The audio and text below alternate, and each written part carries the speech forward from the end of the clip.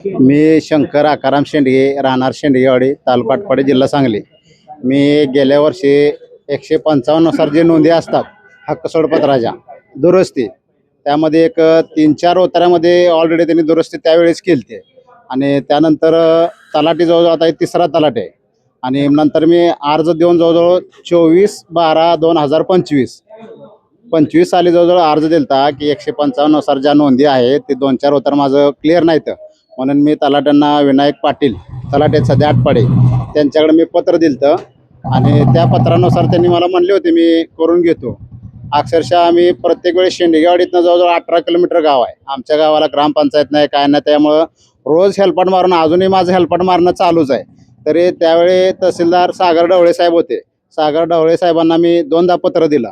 मग एकदा त्यांनी माझ्यासमोर विनायक पाटील यांना बोलावून घेतलं व त्यांना आदेश दिला की यांचं एवढं जे काही नोंदी राहिलेल्या आहेत ते दुरुस्त करून घ्या म्हणून. तरी त्यांनी तलाट्याने त्यांना सांगितलं ठीक आहे करून घेतो म्हणून. अक्षरशः सागर ढवळे तहसीलदारांची बदली झाली. त्यानंतर शीतलताई बंडगर आल्या, त्यांना पण मी 2दा निवेदन दिले. त्यांनी पण एकदा तलाट्यांना बोलवून घेतलं होतं आणि सांगितलं होतं यांचं जे काय असेल जे उतार्याचं क्लिअर करून घ्यावं. पण आज अखेर जवळजवळ आज 7/7/2026 साल आलं. जवळजवळ 1 वर्ष 7 ते 8 महिने पूर्ण झालं. तरी पण आज अखेर मला काय 155 नुसार जे उताराची दुरुस्ती आहे ते आज अखेर मला मिळालेलंच नाहीत. तरी ह्यासाठी मी भरपूर पाठपुरावा केला. त्यासाठी समाधान शिबिरामध्ये भाग घेतला का तुम्ही? समाधान शिबिर हे आयोजित केलं? हो, घेतला होता ना. त्यात त्यांना तुम्ही अर्ज दिलता, त्यावर संबंधित अधिकाऱ्यांनी लोकप्रतिनिधी काय सांगितलं? त्यावेळी मी अक्षरशः त्यावेळी आमदार साहेब सुहास बाबर साहेब त्यावेळी तिथं होते. त्यांना सुद्धा मी असा मेसेज केला की सर माझं 155 नुसार ज्या नोंदी आहेत जे दुरुस्ती, तर मेसेज आहे का मोबाईल मध्ये? हो, मोबाईलमध्ये मेसेज आहे ना, मोबाईलमध्ये मेसेज आहे.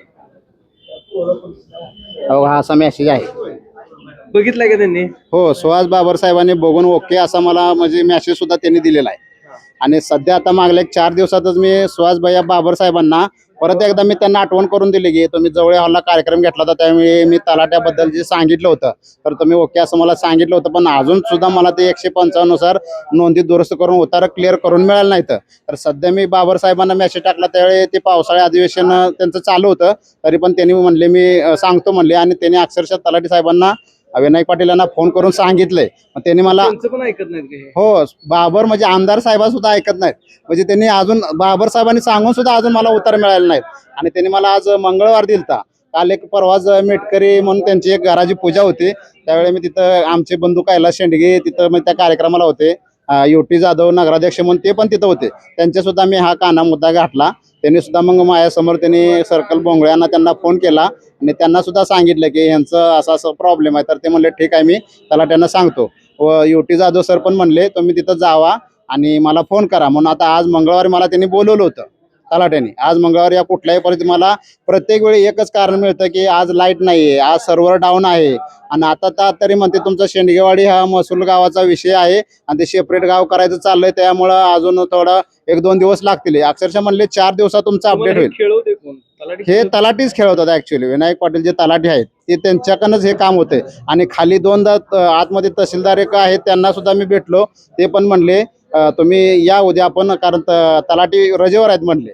बऱ्याच वेळा तलाठी रजेवर असतात. कधी कधी त्यांचा एकदा कुठं ऍक्सिडेंट झाला म्हणून महिनाभर रजेवर होते. आधीमध्ये ते आजारी असतात. पण काम काय आज अखेर माझं झालं नाही. जवळजवळ 1 वर्ष 8-9 महिने झालं. अक्षरशः मी चक्रा मारून मारून मला वैताग आलाय की मी बाबर साहेबांना सुद्धा म्हणलं की माझं मानसिक संतुलन अक्षरशः बिघडत चाललंय. एक वेळ मला आत्महत्या करण्याची करावं असं सुद्धा वाटायला लागलं. एवढ्यापर्यंत मी बाबर साहेबांना सुद्धा बोललोय. पण अजून सुद्धा मला ते काय म्हणजे पाठपुरावा झालेला नाही. आणि ते दुरुस्ती जे आहेत 155 नुसार. आणि सांगायचं महत्वाचं म्हणजे जे हक्क सोडपत्र जे असतं ते अक्षरशः ते तलाट्याने एकदा आम्ही सगळं कागदपत्र दिल्यावर ते तलाट्याने करायचं असते. पण त्या तलाट्याने काय केलं 4 उतारा क्लिअर केलं, बाकीचे 2-4 उतारे तसेच ठेवले. मग ते आज अखेर आता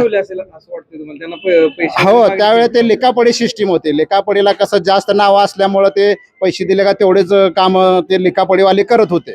त्याच्यामुळं मी, कारण माझे चुलते, मी पुण्याला असल्यामुळे चुलते सगळे निरक्षर आहेत. त्यांना काय म्हणजे कळत नाही की बाबा उतार्याचं काय करावं काय नाही.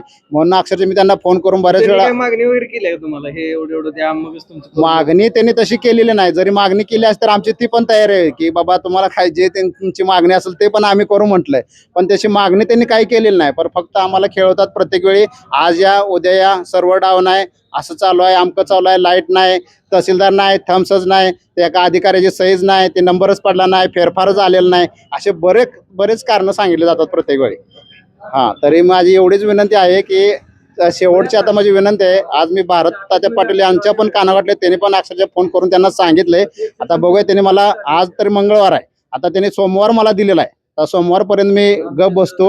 आता सोमवार नंतर मग आता बघूया काय करायचं नंतर, कारण आंदोलन किंवा मला आमरण उपोषणला बसावं लागेल कारण एवढ्या गोष्टीसाठी. एवढे बोलून मी थांबतो.